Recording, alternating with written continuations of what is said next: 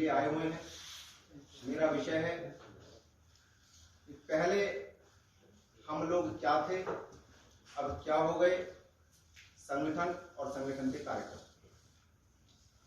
आजकल हम सब लोग दूरदर्शन पर देखते हैं, सुनते हैं, कुछ देशों के नाम बड़ी प्रमुखता से लिए जाते हैं समाचार चैनलों के द्वारा। चीन, रूस, अमेरिका, फ्रांस, जर्मनी, जापान। शायद ही कोई दिन ऐसा होता होगा इनके नाम हमें मीडिया में सुनने को ना मिलते। क्या कारण है? आज वर्तमान की परिस्थिति में यह सबसे शक्तिशाली राष्ट्र है। एक विकसित देश होते हैं, एक विकासशील। जो विकसित देश है उनके अंदर इन देशों का नाम दिया जाता है, और भारतवर्ष और अन्य देश आज विकासशील देशों की श्रेणी में आते हैं। लेकिन मित्रों, एक ऐसा समय था कि दुनिया में हम विश्व गुरु कहलाते थे। सारी दुनिया में हमारा कोई सानी नहीं था। अब विकास की बात करें, जापान का विकास, जो आज जापान की सारे विश्व के अंदर चर्चा होती है, तो मात्र 70 साल का। आज चीन, जो सारी दुनिया को आंखें दिखाता है, इसके विकास की बात करें तो ज्यादा से ज्यादा 40 वर्ष का। और दोनों ही भारत के बाद में आजाद हुए, आज भारत से आगे। अमेरिका का विकास 150 साल का, इंग्लैंड का विकास 400 साल का, जर्मनी और फ्रांस का विकास 300 साल का, इससे ज्यादा नहीं है। लेकिन एक समय था जब हम सब लोग विश्व गुरु कहलाते थे, भारतवर्ष विश्व गुरु कहलाता था, और सारी दुनिया में हमारा डंका बजता था। आज जिस तरीके से आज हर देश का व्यक्ति चाहता है कि मेरा बच्चा ऑक्सफोर्ड यूनिवर्सिटी में जाकर के शिक्षा ग्रहण करे, उस समय एक ऐसा काल था कि सारी दुनिया के राजा महाराजा यह चाहते थे कि हमारा बच्चा भारतवर्ष के अंदर तक्षशिला और नालंदा जैसे विश्वविद्यालयों में जाकर के शिक्षा ग्रहण करे। चाहते ही नहीं थे, वो आतुर रहते थे किसी तरीके से हमारे बच्चे को वहां पर एडमिशन मिल जाए। ज्ञान, विज्ञान, धन, दौलत, सब चीज में हम सारी दुनिया में सबसे आगे हुआ करते थे। सारे विश्व में हमारा डंका बजता था। सारी दुनिया के अंदर वैदिक सनातन धर्म हुआ करता था। 200 साल पहले, 2000 वर्ष पहले इस पृथ्वी पर एक भी ईसाई नहीं था। 1400 वर्ष पहले इस धरती पर एक भी मुसलमान नहीं था। जब ईसाई और मुसलमान इस धरती पर नहीं थे तो कौन थे? सारी दुनिया में हमारा डंका बजता। जो भी विदेशी आक्रमणकारी इस देश के अंदर आए, और सबसे ज्यादा भारतवर्ष के अंदर आए, सबसे ज्यादा हमले हम लोगों ने झेले, वो किस लिए आते थे? वो हमारी चकाचौंध, हमारी धन संपत्ति, वैभव को देख करके उनकी आंखें फटती थी। उनके मन में लालच आता था। जो एक बार भारतवर्ष के अंदर आ जाता था, उसे ऐसा लगता था कि मैं एक स्वर्ग के अंदर आ गया और इस धरती पर मुझे होना चाहिए। जो भी यात्री यहाँ से आते थे, विदेशी आते थे, वो अपने देश में जाते थे, और यहाँ के जो वातावरण होता था, यहाँ की जो चकाचौंध थी, यहाँ का जो वैभव था, उसकी चर्चा वहां करते थे। और वो लोग आक्रमण करने के लिए, देश को लूटने के लिए तब भारतवर्ष के अंदर आते। महमूद गजनवी भारतवर्ष के अंदर आया, सोमनाथ के मंदिर में हमला किया, सोमनाथ के मंदिर को लूटा। इतनी धन संपत्ति सोमनाथ के मंदिर के अंदर होती थी कि सोमनाथ से लेकर गजनी तक ऊंटों की लाइन लग गई थी, तब भी वह धन संपत्ति समाप्त नहीं हुई। और इस सोमनाथ के मंदिर को लूटने के लिए 25 वर्ष तक उसने योजना बनाई। 25 वर्ष की योजना बनाने के बाद सोमनाथ के मंदिर पर आक्रमण करने की वो हिम्मत कर सका। यानी कि इतने वीर और योद्धा भी इस देश के अंदर रहते। सारी पृथ्वी पर सत्य सनातन धर्म था, आर्य वैदिक सनातन सभ्यता थी। भगवान श्री राम के विषय में हम सुना होगा कि वो चक्रवर्ती सम्राट थे। महाराजा दशरथ चक्रवर्ती सम्राट थे, महाराजा रघु चक्रवर्ती सम्राट थे। और चक्रवर्ती सम्राट कौन होता था? चक्रवर्ती सम्राट वह होता था जिसके सारी दुनिया के राजा महाराजा उसके अधीन काम करते थे, वह चक्रवर्ती सम्राट होता था। अनेकों देश भारतवर्ष के अंदर होते थे, अनेकों देश, Lanka, Burma, Thailand, Iran, Afghanistan, Nepal, Bhutan, Indonesia, Malaysia, Vietnam, Taiwan, चीन के भी हिस्से भारतवर्ष के अंदर होते थे, रूस के हिस्से भी भारतवर्ष के अंदर हुआ था। आज आपको कहा जाए कि दुनिया का सबसे बड़ा मंदिर कहां, बता सकते हो? दुनिया का सबसे बड़ा मंदिर इंडोनेशिया के अंदर है, विष्णु मंदिर। आज दुनिया की सबसे अच्छी रामलीला थाईलैंड के अंदर होती है, जबकि वहां सारे मुसलमान। वो लोग कहते हैं कि हमने अपना मजहब बदला है, हमने अपने पुरखों को नहीं बदला, हमारे पुरखे आज भी राम और कृष्ण हैं। इंग्लैंड, फ्रांस, जर्मनी के अंदर अगर खुदाई की जाए, और पहले भी और आज भी खुदाई के अंदर भगवान की मूर्तियां निकलती हैं, स्वास्तिक के चिन्ह निकलते हैं। अगर किसी देश के अंदर खुदाई के अंदर मूर्ति निकले या स्वास्तिक के चिन्ह निकले, तो क्या मानोगे कि वहां पर कभी हिंदू सनातन सभ्यता थी?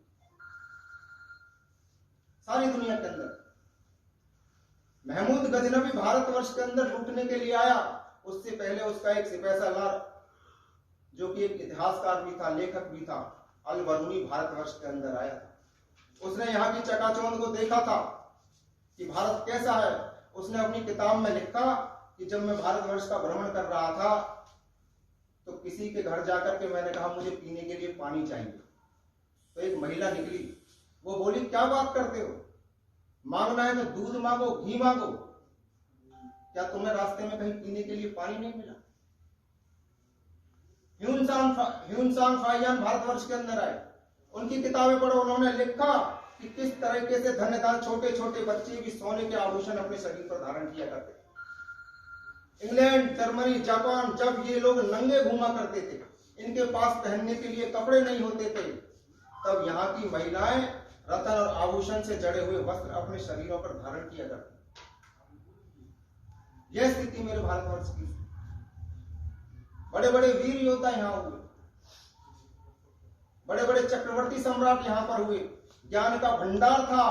तक्षशिला और नालंदा जैसे विश्वविद्यालयों के अंदर लाखों पुस्तकें साइंस और रिसर्च की थी, जिन्हें औरंगजेब ने जला दिया गया। बताते हैं कई वर्षों तक वो पुस्तकें जलती रही, इतना ज्ञान का भंडार हमारे देश के अंदर। आज ये जो हवाई जहाज उड़ते हैं, आज से 200 वर्ष पहले अगर कल्पना की जाए, तो किसी को कहा जाए कि ऐसा यान बनेगा जिसमें कि 100-200 लोग, 500 लोग बैठ करके हवा में उड़ेंगे, तो कोई विश्वास कर सकता था क्या? आज उड़ते हैं ना। लेकिन रामायण के अंदर पुष्पक विमान का जिक्र है, जो आज ये मिसाइलें चलती है, ब्रह्मास्त्र है, महाभारत काल के अंदर ब्रह्मास्त्र का इस्तेमाल हुआ था, रामायण में हुआ था। ये मिसाइलें पहले, बहुत पहले हमारे देश के अंदर होती थी। ये सारी टेक्नोलॉजी हमारे भारतवर्ष से, हमारी किताबों से चुराई गई। हम लोग के अंदर हमारे ज्ञान को नष्ट किया गया, हमारी पुस्तकों को नष्ट किया गया, हमारी धार्मिक पुस्तकों को समाप्त करने का काम किया और हमारे इतिहास को समाप्त करने का काम किया। हमारा इतिहास जो लिखा गया वो मात्र 2300 वर्ष पुराना है, जब सिकंदर भारतवर्ष के अंदर आया। उससे पहले का कोई इतिहास नहीं। और रामायण और महाभारत को ये इतिहासकार इतिहास ही नहीं मानते। 2300 वर्ष पहले से जो अब तक का इतिहास है वह इन कम्युनिस्ट विचारधारा के लेखकों के द्वारा लिखा गया, और उसमें हिंदू धर्म को, हिंदू संस्कृति को समाप्त करने का और उसको विकृत करने का काम इन लोगों ने किया। आज हम इतिहास देखें तो पढ़ाया जाता है सिकंदर महान, अकबर महान।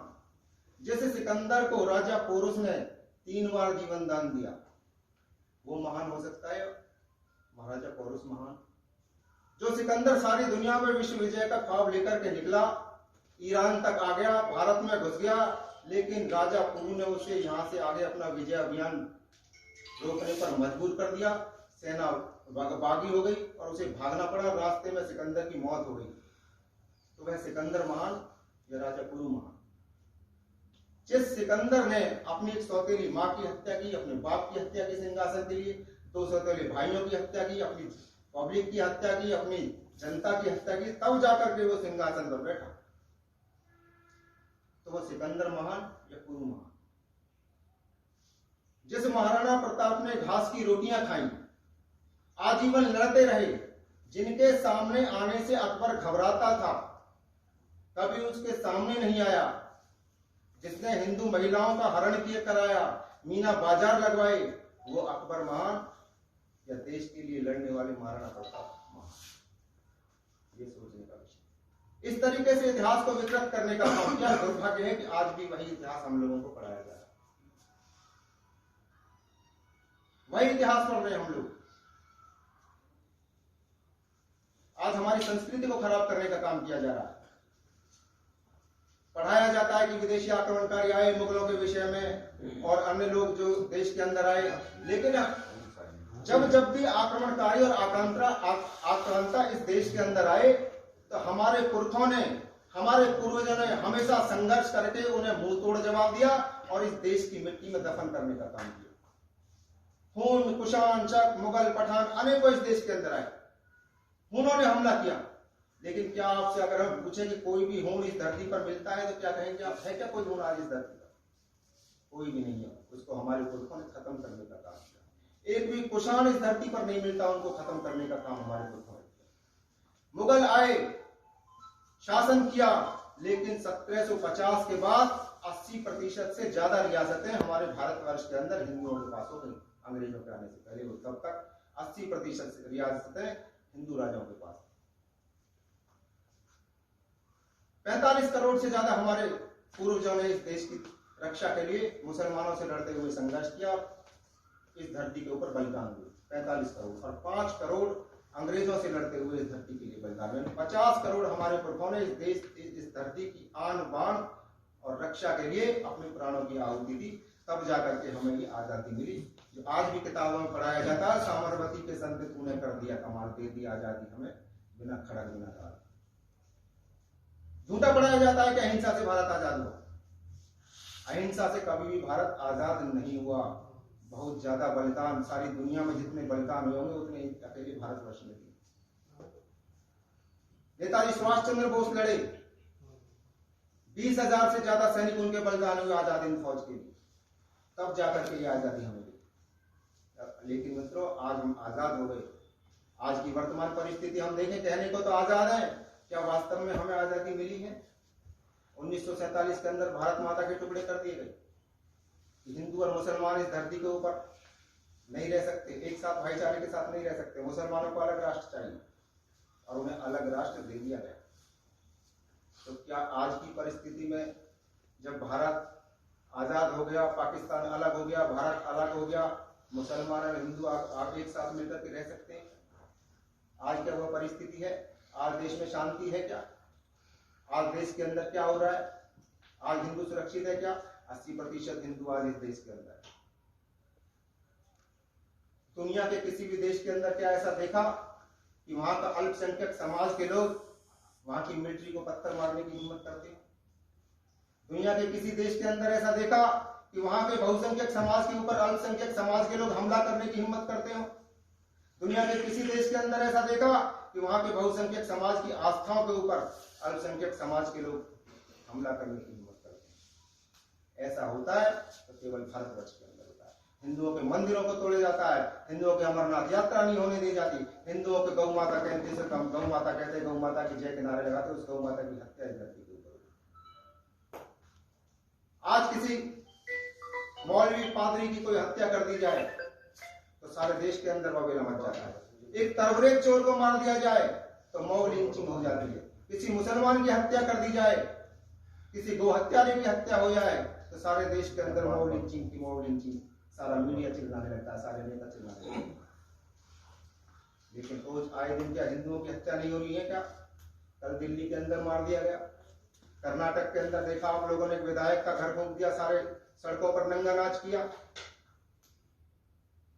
अफवाह फैली कि मोहम्मद साहब का कोई कार्टून बना दिया, कई वर्षों पहले की बात। अफवाह फैलते ही कानपुर की मस्जिदों से गोलियां चलाई गई। कर्नाटक में एक पोस्ट को लेकर के झगड़ा हुआ और सारी सड़कों के ऊपर आगजनी शुरू हो गई। लेकिन जब एमएफ हुसैन हिंदू देवी देवताओं के नग्न चित्र बनाता था तो अभिव्यक्ति की स्वतंत्रता के नाम पर उसकी बड़ी बड़ी एग्जीबिशन लगाई जाती है। हिंदुओं के ऊपर शिवलिंग पर जल चढ़ाया जाए तो उसके ऊपर एपिसोड बनाने लग जाते हैं। क्या किसी भी पिक्चर के अंदर आपको दिखाया कि मौलवी किस प्रकार से धर्मांतरण करते हैं, मौलवी किस तरीके से व्यभिचार करते हैं, मौलवी को दिखाया जाता है खुदा का बंदा, पादरी को दिखाया जाता है शांति दूत। लेकिन अब चलचित्र पिक्चरों के अंदर हम लोग देखें तो पुजारियों को और साधुओं को दिखाया जाता है बलात्कारी, डकैत, चोरों के साथ मिलकर के मंदिर की मूर्तियों को चोरी कराने वाला। और ये होता है तो केवल हिंदुओं की भावनाओं के साथ खिलवाड़ करने का काम होता है। बॉलीवुड नाम का जो एक जहर इस भारत की धरती पर पड़ रहा है, वो इस देश की संस्कृति को समाप्त करने का काम कर रहा है, केवल पैसे के लिए, केवल पैसे के लिए हिंदुओं की आस्था। आज भी हम सब लोग देखते हैं कि दलित और स्वर्ण का भेद हिंदुओं में पैदा करके इस देश को तोड़ने की साजिश रखी जा रही है। आज घोष टीवी पर वही चल रहा है। ऐसे लोग हैं जिनको विदेशों से फंडिंग होती है, इस्लाम और ईसाइयत के द्वारा फंडिंग होती है। उनका काम केवल इन लोगों को, हमसे दलितों को, स्वर्णों को एक दूसरे से फाड़ करके और इस देश के अंदर ईसाइयत और इस्लाम का झंडा फहराना है। आज एक जो ये आती है ना बार बार भीम सेना, भीम मांग, इसके अंदर 70% मुसलमान है, दलित नहीं है। लेकिन दलित और हिंदुओं को एकदम अलग करने का षड्यंत्र, दलित तो हिंदू है ही। तो हम सब लोगों को उनके बीच में जाकर के ये बताना कि भाई सबसे बड़े हिंदू आप हो, जिन्होंने गुलामी के काल में सिर कटाना स्वीकार किया, पखाने साफ करने स्वीकार किए, चमड़े के जूते बनाने स्वीकार किए, लेकिन धर्म नहीं बदला। सबसे बड़े हिंदू हैं वो। हमारे यहाँ भंगी और चमार कोई जाति नहीं होती थी, चमर वंश होता था। सिकंदर लोधी ने संत रविदास जी को जेल में डाल दिया, या तो मुसलमान बनो वरना या चमड़े का काम शुरू करो। तब उन्होंने चमड़े का काम शुरू किया। तब से ये लोग हमसे अलग होते चलेगा, इसमें हम सब लोगों का दोष है। अगर इन लोगों को नहीं जोड़ा गया, इनके बीच में हम लोग नहीं गए, तो आने वाले समय में इस देश की बहुत बड़ी दुर्दशा होने वाली है। इनके बीच में जाकर हमें समझाना पड़ेगा। मकर संक्रांति के दिन इनकी बस्तियों में जाकर कार्यक्रम करो, इनके साथ खाओ, इनको अपना बनाओ, इनके अंदर हिंदुत्व का भाव पैदा करो। और जिस दिन ऐसा हो जाएगा, यही लोग उनके सामने खड़े होंगे। जय श्री राम, जय श्री राम। श्री कृष्ण जन्मभूमि संकल्प दिवस मनाना, श्री कृष्ण जन्माष्टमी के दिन, उस दिन संकल्प दिलाना नौजवानों को कि हम श्री कृष्ण जन्मभूमि की मुक्ति करेंगे। इस तरीके के कार्यक्रम हम लोग करें। 6 दिसंबर आने वाला है, 6 दिसंबर को शौर्य दिवस मनाना। अगर 6 दिसंबर के दिन उस ढांचे को न ढाया गया होता तो दुनिया की कोई भी कोर्ट हमारे हक में फैसला देने वाली नहीं थी। और कोई यहाँ वकील साथी बैठे हो तो पूछ लेना, जब तक वहाँ वह बावरी ढांचा रहता तब तक हम श्री राम मंदिर का वहाँ निर्माण किसी भी कीमत पर कर नहीं सकते। 6 दिसंबर 1992 को हिंदू समाज का शौर्य का प्रकटीकरण हुआ। 450 पौने 500 वर्षों के बाद हिंदू समाज इकट्ठा हुआ और उस बाबर के ढांचे को ध्वस्त करने का काम किया। इसीलिए आज श्री राम जी की जन्मभूमि के ऊपर मंदिर हमारे सामने बनने वाला है। कार्यक्रम करना शौर्य के प्रकटीकरण दिवस पर, और जो लोग